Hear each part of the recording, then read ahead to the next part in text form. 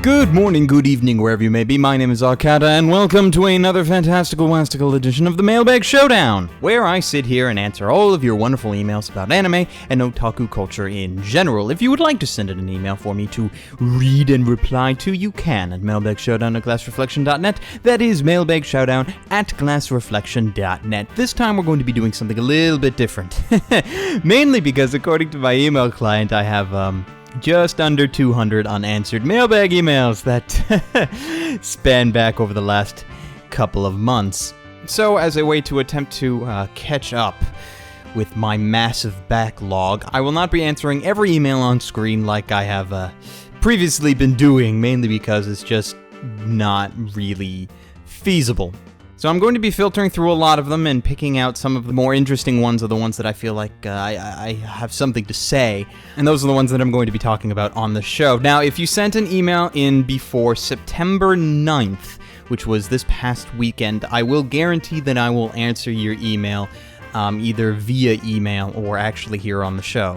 But past the 9th, if you don't hear from me, chances are it's just got lost in the backlog. I got a lot of emails to try and sort through, and I will do my best to reply to you, but if I don't, please don't take it personally.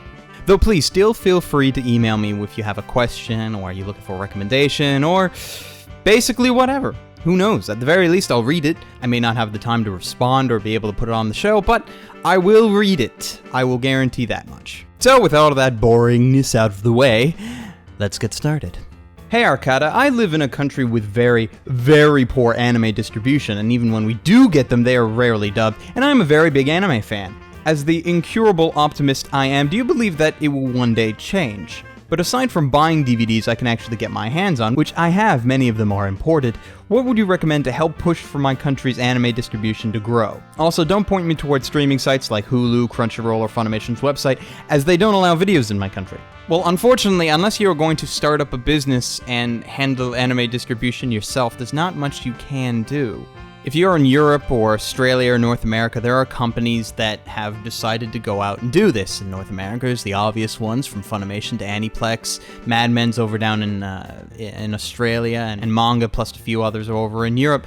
And if you're in a country that these particular companies don't cater to, you're going to need a company that will actually license and distribute the anime for you if you want to have it domestically and not have to import it. Beyond that, basically all I can tell you is to import. There's not many options for you, unfortunately. As great as anime is, and as much as various companies and websites have done their best to legally distribute to as many places as possible, they don't get everywhere. So yes, you may be in one of those places that the only way to watch something is you have to pirate it, and while that may not be the best of things to do legal-wise, you're left with very little choices. I usually don't have too much of a problem when it comes to pirating in countries that really don't have any other choice. It's a matter of, if you can import, please do. But if importing to your country is anything like importing something directly from Japan to North America, then I can see why that's not really a feasible option in a lot of ways either. And so the only thing you're left with is, well, to pirate. It's not like in North America where you have tons of choices between buying very cheaply on DVD to just watching plain for free on places like Crunchyroll or Funimation. North Americans don't really have too much of an excuse to pirate when it comes to anime. But it's a lot of other countries that seriously, from where I stand at least, I could be wrong, I could be missing something, you don't have a lot of choice. So this is a question I pose to the comments. If you happen to be in a country that doesn't really have a company like Funimation or Mad Men to be able to license and distribute your anime, what do you do? Or is there actually any official way of watching anime? Because I'm here from Canada, so we get a lot of the things that the States do. We're mostly identical in that respect, but I'm not too familiar with other countries other than what I've loosely heard here and there. So if you know anything, post down in the comments, and hopefully you can help SK out a lot better than I can. Sorry about that, man. Alright, next up. Hello Arcata, could you please give me a recommendation? I love shows like Clanad, Air, and Canon, and I've already seen Angel Beats and Anohana. Can you recommend me an anime like those? I think some of these recommendations are kind of old habit, mainly because what you're looking for is a romantic kind of drama slice of life anime. And I have 3, Fruits Basket, EF Tale of Memories, and Toradora. Those aren't all the options I could have possibly given you, but those are some of the ones that I would recommend at this juncture. Hopefully that helps you out. Next up.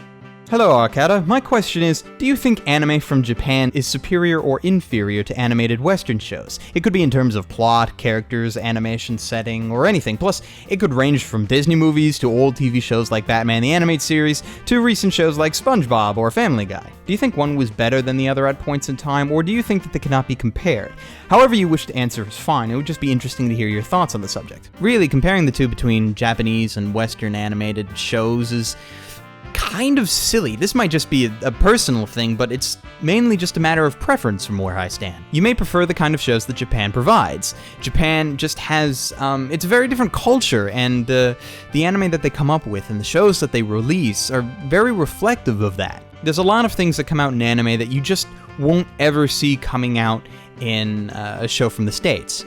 Have a look at the entire high school genre from anime, for example. Do you see more or less any of that come out in North America? Hell, the amount of fan service that goes into anime, do you see that coming out in, like, anything from the West? No. It also doesn't help that in the West, generally the mindset is that if it's cartoons, it's for children, and then the content for those shows kind of cater to that. Now, there are a lot of Western animated shows that kind of have this little border for it, where they're kind of designed for children, but also have adult elements. Anyone that used to watch the old Animaniacs and Freakazoid and that whole slew of Warner Brothers animated shows should know that. And also, Friendship is Magic is a whole little thing in that as well. But you won't see shows like Lane or Bakano or Elfen Lied come out in North America. It just won't happen. No company is going to back the creation of an anime like that. Like, even animes that have been coming out, like the Marvel series or the upcoming Mass Effect anime, these things are only coming out because they're based on already existing franchises that Western audiences know. They're not going to be able to make anything just, like, new or different. It just won't happen. The culture gap is, I think, a little too great in that respect. And I'm kind of gotten off topic, but really, there is nothing that makes either Japanese animation or Western animation better than the other. It's just a matter of preference and what you prefer to watch. I watch both, and I'm quite sure there are a lot of people that do as well. So hopefully that answers your question. Thanks. Next up. Hey Ark, I've been watching your reviews and your other videos for quite some time now, probably a couple of years, and I know that there are a lot of anime that you think highly of, that you think are essential to watch, or that you really like, since you've mentioned them in your videos. But I was wondering, do you have a favorite anime? Yes and no. The problem with favorite anime is that it changes. I have this small list in my head that gets updated every year or so with a new anime that I find to be truly exceptional, but I've never been able to really single out a one particular anime that I could say is my favorite. Mainly because after I finish a show and say I really liked it, say like when I finished Steins Gate, I really liked it. Now, would I classify that as my favorite?